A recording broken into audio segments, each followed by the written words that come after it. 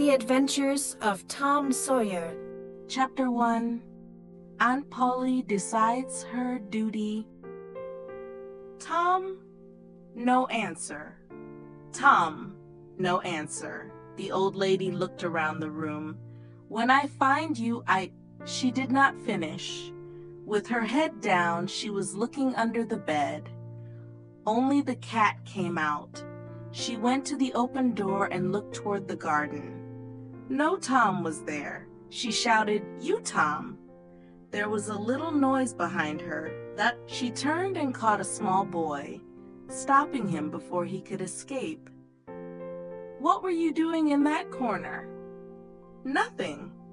Nothing. What is that on your hands and face?" "I do not know, Aunt Polly." "I know. You have been eating sweets. I have told you 100 times not to eat those sweets." Her hand was raised in the air. It started down. It was very near. "Oh, look behind you, Aunt." The old lady turned. The boy ran. In a moment he was up on the high board fence. Then he was on the far side of it. His Aunt Polly was surprised. Then she laughed a little. "That boy! I never know what he will do next. And he knows that I do not want to hit him, but I should. And if he does not go to school this afternoon, I must make him work tomorrow. He does not like work. Especially on Saturday when there is no school, he does not like work. All the other boys will be playing, but I must try to make him a good boy. He is my dead sister's son, and it is my duty. I must do my duty." Tom did not go to school, and he had a very happy afternoon. He came home late. He hurried to do his share of the evening work. His brother Sid had already finished his share.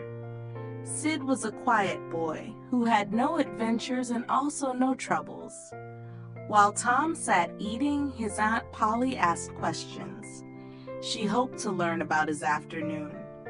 "Tom, was it warm in school?" "Yes, Aunt Polly." "Did you wish to go swimming, Tom?" Tom began to feel afraid. What did she know about his afternoon? "No, Aunt Polly, not very much." She touched his shirt. It was dry, but Tom knew what she would touch next. He said quickly, "Some of us put water on our heads because we were hot. My hair is not dry yet." He watched her face. Yes, she believed him. He was safe, and Aunt Polly was glad to believe that he had been good. The summer evenings were long. Tom walked along the street whistling like a bird. Then he stopped whistling. He had met a stranger, a boy a little larger than he was. The boy's clothes were new and good, and he was wearing shoes. Tom would wear shoes and good clothes like these only to church on Sunday. Tom looked and looked. The boy's clothes seemed to become better and better, and his own clothes seemed to grow poorer. Neither boy spoke. If one moved, then the other moved, but they moved only to the side in a circle. They remained face to face and eye to eye. Then Tom said, "I can beat you. Try." "I can." "No, you can't."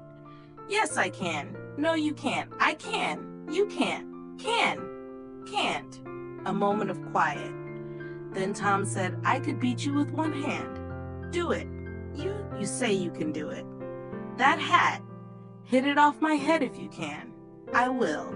"You are afraid." "I am not afraid." "You are." "I am not." "You are." More moving in a circle. Now they were shoulder to shoulder, each trying to make the other fall back. And then suddenly they were both rolling in the dust. Each pulled at the other's hair, and each hit the other's nose. And now through the dust Tom appeared, sitting on the new boy, beating him with hard, closed hands. "Have you had enough?" said he. The boy tried to get free. He was weeping with anger. "Have you had enough?" Then the new boy said, "Enough."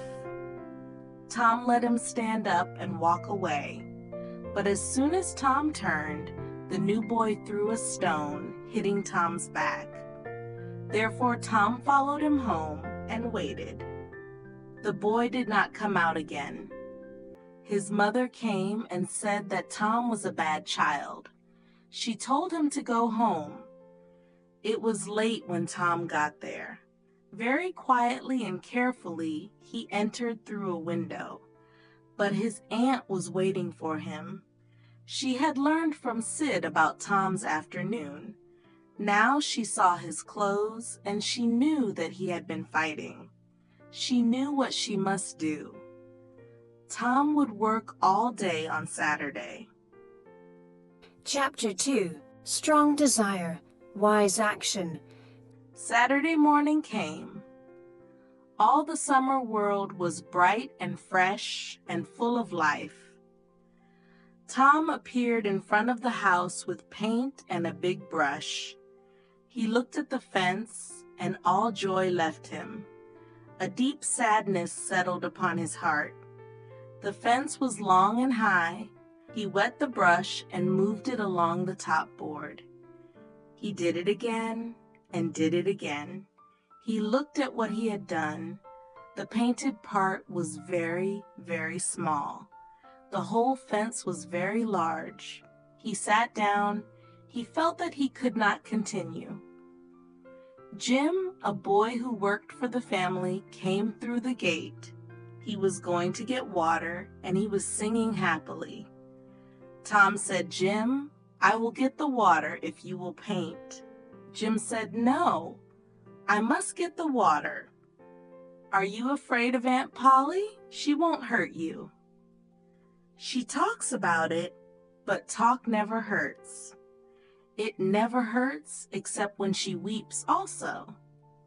"You should not be afraid of her." "Jim, I will give you one of my playthings, and I will show you my foot. I will show you where I hurt it." Jim was only human. He took the plaything and he put his head down to look at the foot. In another moment, he was running down the street. Tom was painting as fast as possible, and Aunt Polly was returning to the house. But Tom began to think of the pleasure planned for this day. His hands moved more slowly. Soon the other boys would come and laugh at him for working. From his pocket, he took everything that he owned. He looked at it. There was nothing of real value. It was not enough to buy another boy's help. At this dark moment, a wonderful idea came to him. It was like a great bright light. He took his brush and went quietly to work. Ben Rogers appeared soon. Tom had been especially afraid of Ben's laugh. Ben was eating an apple. Also, as he walked, he was making noises like those of a big riverboat. He would shout loudly. Then he would say ding dong dong like a bell. Then he would shout again and say ding dong dong again, and make other strange noises. He was the boat, and he was the captain of the boat and the boat bell. "Turn her," he shouted. "Slow her, stop." He made a slow, careful turn, came close beside Tom and stopped. Tom continued his painting. He did not look at the boat. Ben said, "Hello, you are in trouble." No answer. Tom moved his brush gently and looked at the result. Ben came nearer. Tom wished for the apple, but he did not turn from his work. Ben said, "Hello, you must work, must you?" Tom turned suddenly. "Oh, Ben, is it you? I did not see you. I am going swimming, I am. Do you wish you could go with me? Or would you rather work?" Tom said, "What do you mean, work?" "That is work." Tom returned to his painting. It may be work and it may not be, but it is fine for Tom Sawyer. Do you mean that you enjoy it? Enjoy it? Does a boy have a chance to paint a fence every day? Here was a new idea. Ben stopped eating his apple. Tom moved his brush, stepped away to look at the result, added a little paint here and there, stepped away again. Ben watched. He was more and more interested. Then he said, "Tom, let me paint a little." Tom thought. Then he said, "No, Ben? Aunt Polly wants this fence to be perfect. If it was the fence behind the house, you could help. But this fence beside the street must be done very carefully. There is not one boy in 1,000 who can do it well. Oh, Tom, let me try, only a little. I will be careful. Tom, I will give you part of my apple." "No, Ben.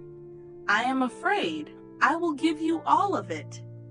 Tom gave the brush to Ben slowly, but with joy in his heart.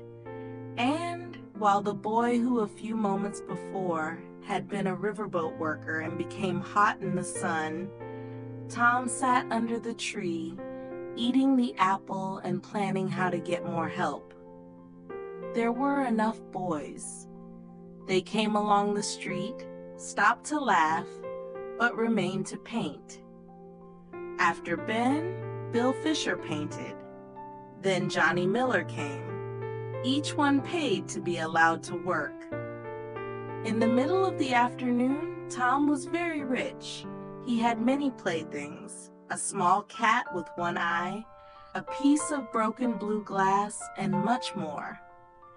And he had not worked, and the whole fence had been painted 3 times. There was no more paint. With more paint, Tom would soon have owned everything belonging to the other boys, and the other boys in the village would have owned nothing. Tom had discovered a great law of human action. A man or a boy will desire something if it is not easy to get. Chapter 3. Tom as an army officer, delightful sadness. Tom went to report to Aunt Polly. She was sitting beside an open window. She was half asleep, and she was holding the sleeping cat. She was surprised to see Tom. She thought that he had run away from his work long ago. Tom said, "May I go and play now, Aunt?" "Already? How much have you done?" "It is all done, Aunt." "Tom, is that true? It makes me sad if you do not tell the truth." "It is true, Aunt, it is all done." She went to see, and her surprise was very great. "You can work when you want to, Tom, but you do not often want to. Go and play, but remember to come home again." And she gave him a large apple. She did not see him take a piece of cake as he passed through the kitchen. Tom hurried to the center of the village. There 2 armies of boys had met for a battle. Tom was the leader, the general of one army, and his good friend Joe Harper was the general of the other.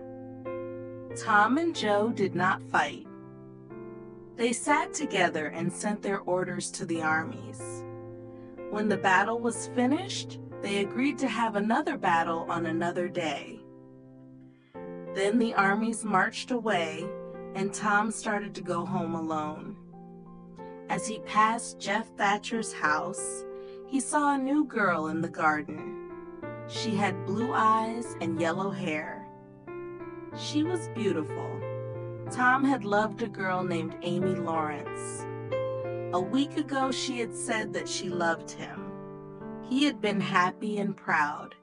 But now, in a moment, she was gone from his heart. He watched the new girl until she discovered him. Then he looked at other places, as if he had not seen her, and he began to jump and dance and walk on his hands so that she would continue to watch him. She walked toward the house. and Tom's heart was sad. But she threw a flower over the fence. Then she was gone. Tom looked around. There was no person to see him. Slowly he picked up the flower. He put it under his shirt, near his heart, and he stayed near the fence until darkness came. Then he went home to eat. He was full of joy. His aunt wondered why. Later that evening, his brother Sid was a bad boy. He took some sweets, but his aunt did not believe that Sid could be bad. She gave Tom the blow that she should have given to Sid. She learned the truth later and was sorry, but she said nothing to Tom. Therefore, Tom was very sorry for himself. He began to wish that he would die. She would feel sorry then. He could see himself being carried home from the river, dead, his hair wet, his troubles past. He went out into the darkness and went to the river. It would be good to drown, if he could drown without pain. He thought of his flower and took it from inside his shirt. Would the new girl be sad if he died? Would she put her arms around him, or would she turn coldly away? This picture brought him much delightful suffering. He kept it a long time in his mind. Then he started home. He stopped near the Thatcher house. There was a light in one window. Was that the new girl's room? He lay down on the ground below the window with her flower in his hands. He would lie there and die in the cold.